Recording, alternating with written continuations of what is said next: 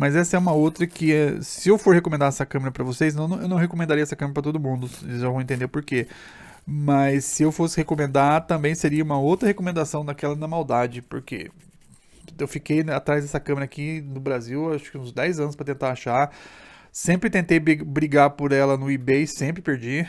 Enfim, lá os caras são cruéis em relação à grana. Em grana não sendo uma objeção, os caras pegam pesado. Mas eu acabei achando essa câmera aqui no Brasil. Tá? Sem levar em consideração que eu sou fanboy dessa marca também. Eu tenho RB67, eu tenho RZ67. RB67 tem uma coleção de lentes da RZ. Dá pra contar no dedo as lentes que eu não tenho. Mas enfim, eu gosto de Mamiya, sempre gostei de Mamiya. E essa bendita dessa câmera era uma coisa que eu queria muito, mas ela é muito difícil de aparecer, tá? Ela tem um problema crônico de que ela tinha uma película aqui vermelhinha e que essa película, todos os modelos que você vai achar, simplesmente deteriorou. A câmera tá funcional, tá funcionando direitinho. Ela não tem nenhum tipo de motor, o rebobinamento dela é feito na manivela, tá? Ela funciona com duas pilhas palito, pequenas, daquelas pequenas, tá? É basicamente o fotômetro que ela funciona. O flash dessa câmera aqui tá travado, tá? É desnecessário dizer que eu não vou abrir uma câmera dessa, o colecionador não abre câmera, tá? E eu não tenho a menor necessidade de usar o flash dela. Eu fiquei contente com o fato de eu conseguir ter achado a câmera funcionando, tá funcional. E o flash, paciência, eu não uso flash em câmera, a única coisa que eu faço questão de desligar. Às vezes eu até avalio se uma câmera me serve, me atende, pelo fato dela ter a facilidade de desligar o flash ou a opção de desligar o flash ou não, tá? Esse flash veio travado, eu não sei se ele está travado porque alguém travou ele por dentro, ou se ele foi colado, ou se ele foi travado para não abrir mais, ixi, não me interessa, tá? De fato, o flash para mim é uma coisa bem desnecessária. Essa lente, ela é uma Secor. Secor é a grife da Mamiya, é a grife da lente da Mamiya. Do mesmo jeito que Nikon tem Nikkor, Minolta tem Rokor, Olympus tem Zuiko, a Mamiya tem a divisão de lentes dela, é a Secor, tá? Então, assim, essa máquina não só tem uma objetiva Secor, como se eu não me engano, onde está escrito isso? Não está escrito, eu vi em algum lugar. O obturador dela é da Seiko, tá? Então, sim, é a coisa mais fina possível. Ela tem a opção de você ter o controle do ISO, o que é bastante legal. Não é uma máquina que tem foco automático, por isso que eu falei assim que não é uma câmera que eu recomendo para todo mundo. É uma câmera de foco manual, você tem as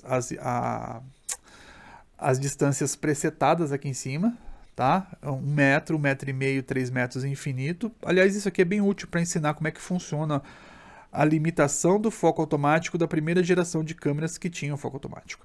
A Mamiya lançou um outro modelo, a Mamiya U-AF. Eles fizeram a transição dessa câmera para um modelo que tem um motor interno de foco, que é também bastante difícil de achar. Se eu achasse eu teria, com certeza. Mas enfim, esse aqui é o modelo que é todo mecânico dela.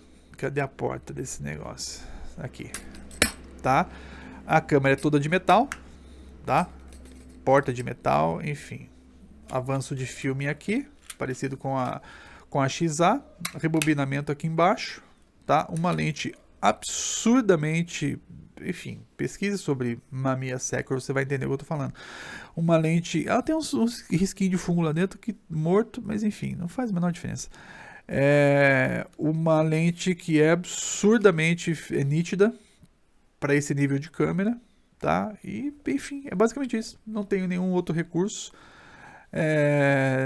Nesse caso, ela seria uma câmera da categoria da XA ou da XA2, porque você tem o foco manual, um disparo eletrônico, sim, mas o foco é manual, tá? O fotômetro é eletrônico, mas o disparo é eletrônico, mas o avanço do filme, o rebobinamento do filme é todo manual, tá? Então não é uma câmera que eu recomendaria para todo mundo. É uma câmera que é 50 vezes mais difícil de ser achar do que uma XA, aqui no Brasil pelo menos, mas que tem os mesmos recursos parecidos. Você pode ajustar o ISO manualmente e o foco manualmente, tá? Muito rapidamente aqui, a questão do foco, como eu falei, ela tem aqui o preset de 1 metro, de 1,5 m, 3 metros e infinito. Se eu for mostrar aqui a lente, quando eu coloco a lente no foco mais perto, ela vem para frente. Quando eu colocar ela no infinito, ela vai para trás. Então ela anda alguns milímetros ali dentro, tá? Para presetar essas coisas. Então quando o foco está no infinito, você quer fotografar longe, a lente está sentada lá dentro.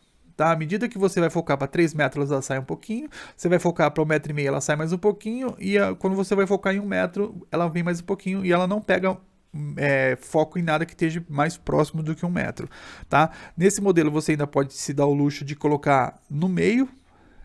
Escolher uma opção que não esteja presetada, porque aqui ela gruda no lugar que ela separa. Aqui nos presets ela para. Mas você pode parar entre 3 e infinito. Você vai ter um foco ali, sei lá, em 10, 20 metros. Aqui entre 1,5 m e 3 você vai ter 2 metros, enfim, você já entendeu. Mas o que acontece? Então essa daqui é basicamente o que a Nikon fazia em matéria de foco, tá? Então imagina o seguinte, você tem a lente quando ela está parada lá dentro, ela está no infinito.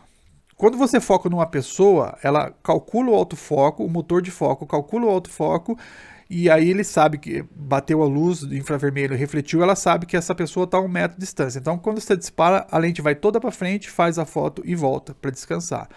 Então, assim, o que eles fizeram em relação a esse procedimento manual que eu estou fazendo agora? Eles puseram um motor que faz isso na lente.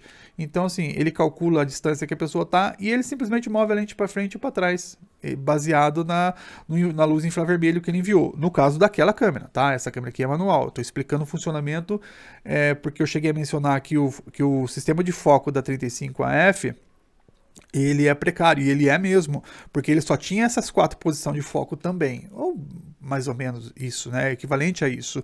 Não sei se exatamente as posições correspondem, mas provavelmente corresponderiam. Então o que acontece? Simplesmente o motor vai e para, ele crava nessas coisas, ele está predeterminado a cravar em 1 metro, cravar em 1,5 m, cravar em 3 e cravar no infinito. Quando ele não está nem nenhumas opções aqui, se você tem uma coisa que ele considerou que está além de 3 metros, ele simplesmente a lente não sai do lugar, a lente fica parada lá e ela trabalha como se fosse no infinito. Então o que eles fizeram naquela época? Eles puseram um motor para fazer isso aqui para você. Aqui você faz com a mão e na Nikon é um motorzinho que faz isso para você baseado na leitura que ele faz da luz. Então por isso que naquela câmera ele não era preciso, porque se você tivesse, por exemplo, uma pessoa em 5 metros, ele ia ter que escolher fotografar isso no infinito, porque além de 3 metros já estava fora do preset. Então o que acontecia? Em alguns casos você tinha problema de coisas fora de foco naquela câmera. Então se a pessoa está a 1 metro de distância e você colocou o sensor e o sensor leu coisas mais ao fundo, então ele ia tirar essa pessoa fora de foco também. Mas enfim, quando você sabe dessa limitação de que aquela geração da câmera Nikon tinha esse problema de que ela não conseguia ser precisa em todas as distâncias, você começa a tomar precauções que você faz, você toma conhecimento da limitação dela e faz o contrário para poder justamente ela cravar o foco. Se você tem uma pessoa, por exemplo, a 2 metros de distância, você tomaria a decisão se você quer chegar mais perto e deixar ela a 1,5 m, mais ou menos, ou se você quer dar 2 passos para trás e deixar ela a 3 metros, mais ou menos. Então você acaba dando um jeito de você fazer com que a câmera foque no lugar que ela quer e te dê a foto. Então, assim, a decisão do fotógrafo aqui, a participação do fotógrafo que eu falo naquele sistema da Nikon é ter essas ideias, ter essas distâncias, a ideia dessas distâncias pré-determinadas e colocar essa pessoa fotografada ou seu objeto a ser fotografado nas posições que a lente crava o foco.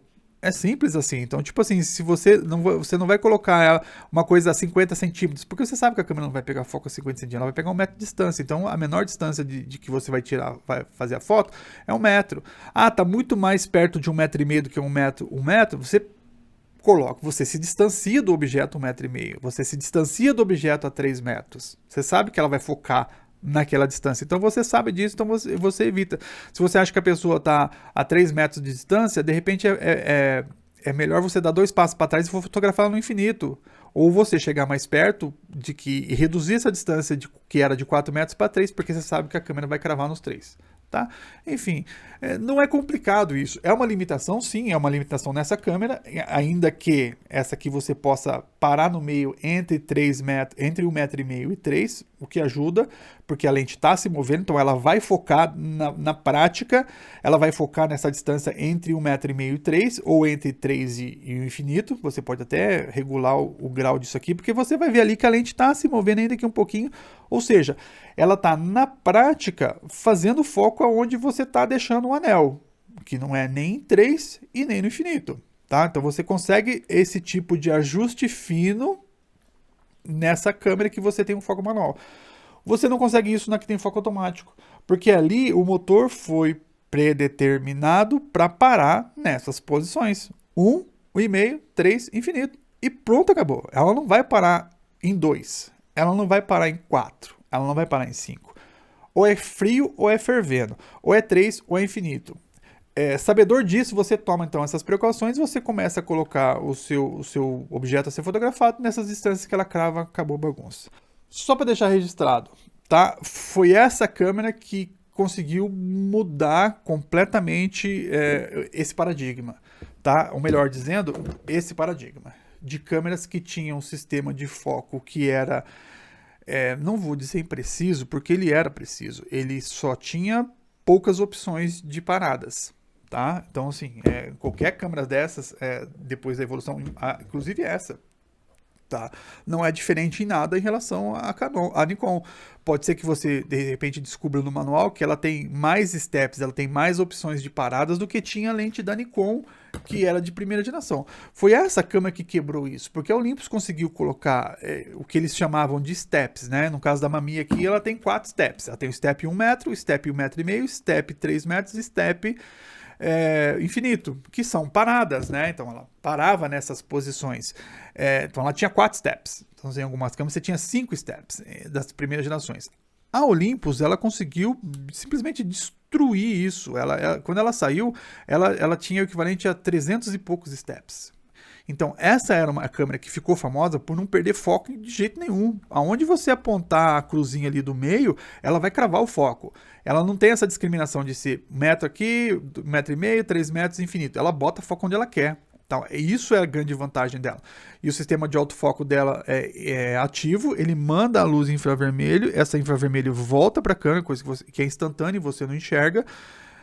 Voltando para cá, ela sabe exatamente quanto tempo levou a luz para ir e para voltar, e por isso ela sabe a que distância real o seu objeto a ser fotografado está, e quando ela vai dar a informação para a lente sair para fazer a foto, ela sabe exatamente no step que ela tem que parar, não mais no 1 ou no 1,5, ensina o que ela quiser.